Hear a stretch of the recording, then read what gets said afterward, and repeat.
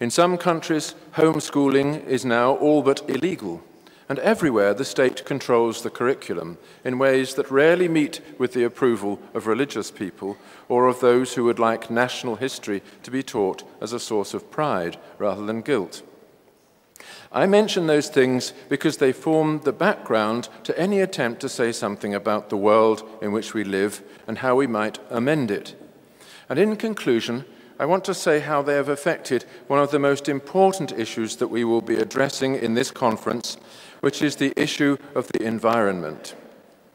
It is not often that people address the history of environmental control or understand the peculiar successes as well as the failures of the past.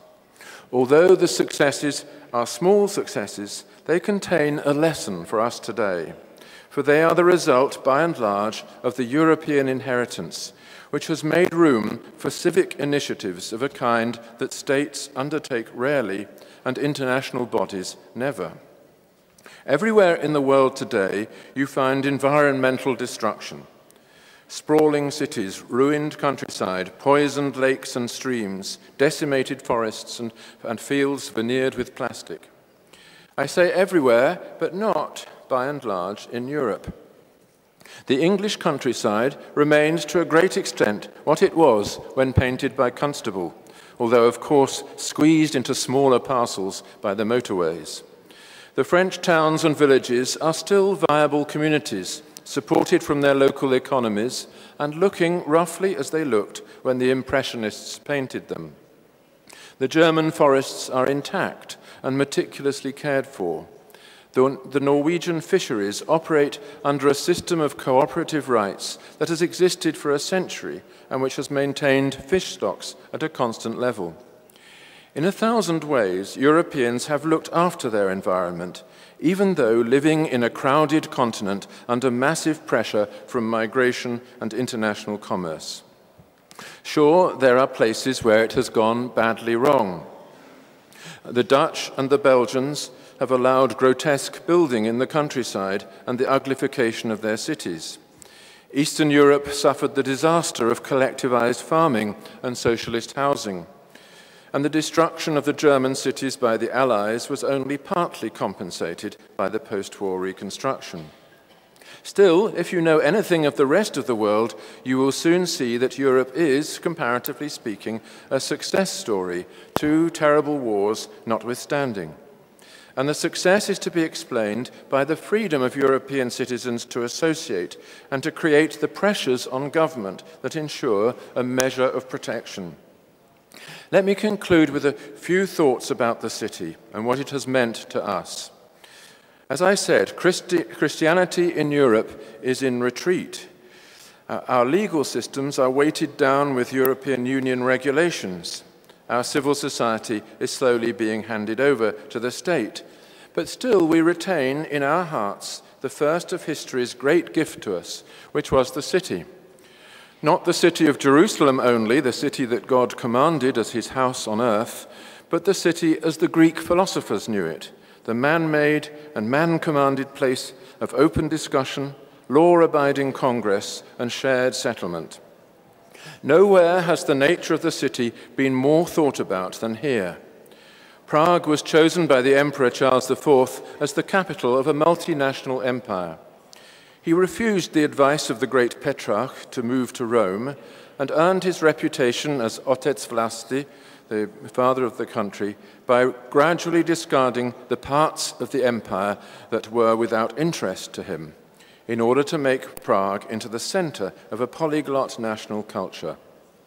Under the reign of Rudolf II, this city became a city of the spirit, home of magicians and alchemists, as well as the crucible of the scientific revolution.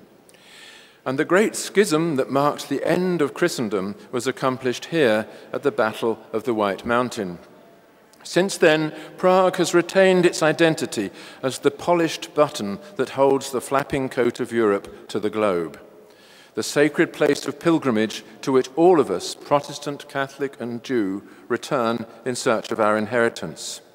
the Central European city which survived the disasters of the 20th century without being defaced, and which stands for all of us today as a reminder of what the city has meant to the people of Europe.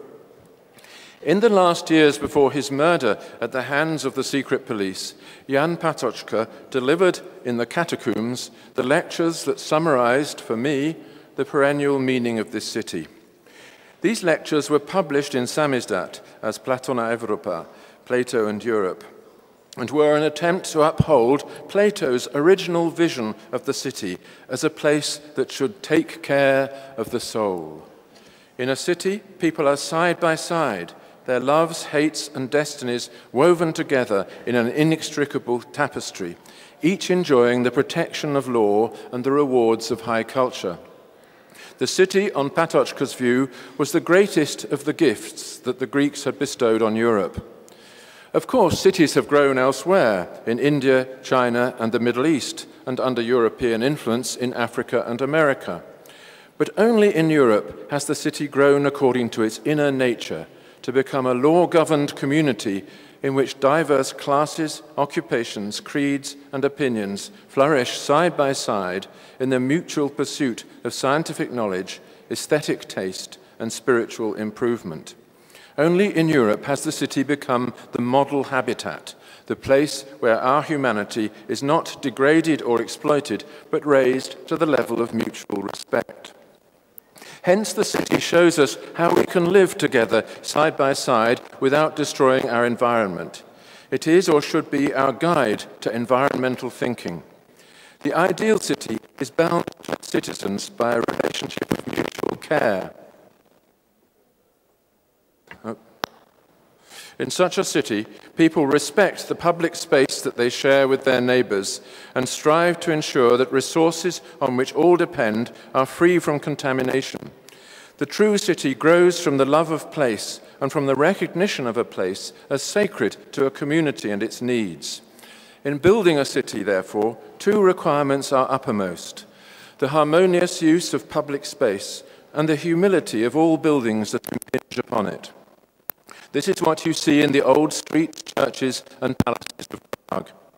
Even in the most flamboyant Baroque facade, such as that of the Palais Klemgalas, we find a love of the street, an attempt to harmonize with adjacent buildings, and a desire to emphasize the boundary between the public and the private, while showing respect for both.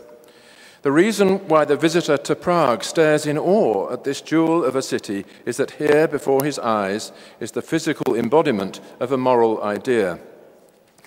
So it was, at any rate, in the days of Dvořák, Neruda, and Julius Caesar. And so it was in the first Czechoslovakia, when Janacek, the Čapeks, Nezval, and Martinu walked these streets. So it was even in the days of the crumbling stage set that the communists had left to decay. But alas, things are not so today. Unprotected as it was, emerging fragile and uncertain from the 50 years of tyranny, the city had to face the sudden invasion of the predators.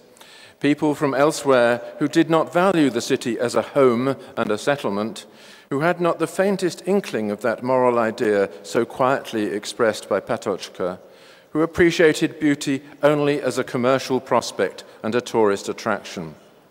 Within a space of 20 years, they have littered Prague with grotesque gadgets, like the Hotel Giovanni, the faceless office block on Karlova Náměstí, and the Palladium shopping mall, which mutilates the Náměstí Republiky.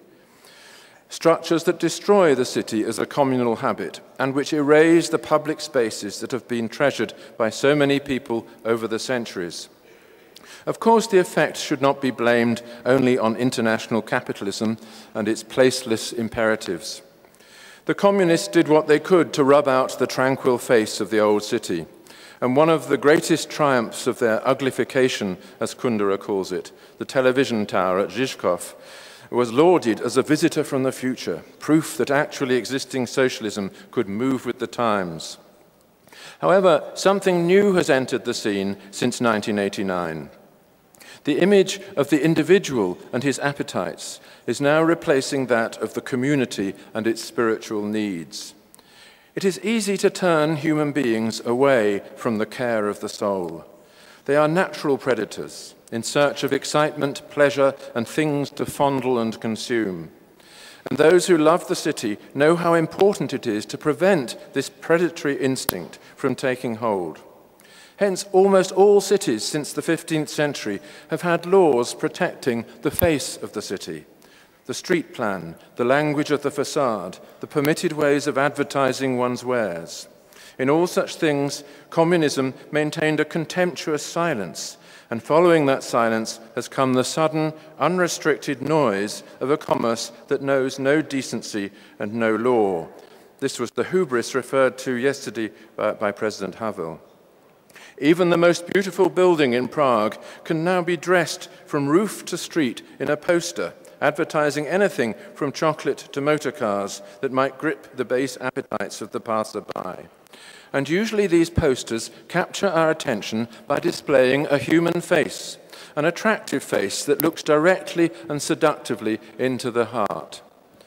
And they illustrate a most important truth, namely that nothing defaces more completely than a face that covers with crude and tempting gestures the real, gentle and public face that expresses the spirit of the city.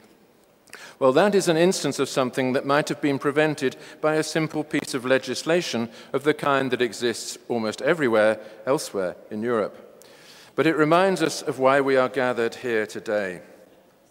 Environmental activists today spend much time protecting endangered species, fragile wilderness and Arctic ice flows. And they are right to worry about these things. But far more important to my way of thinking is the future of the city as a place of shared settlement and public space. There is no greater threat to the environment, it seems to me, than the contempt expressed by so many architects, developers, city planners, and those who exploit them for the old idea of beauty and for the European notion of the city as a place that develops organically from its inner life and which cares for the soul. There is no worse form of pollution than aesthetic pollution, since it is an act of aggression against mankind, an attempt to privatize the public space and to put what is most precious and irreplaceable on sale.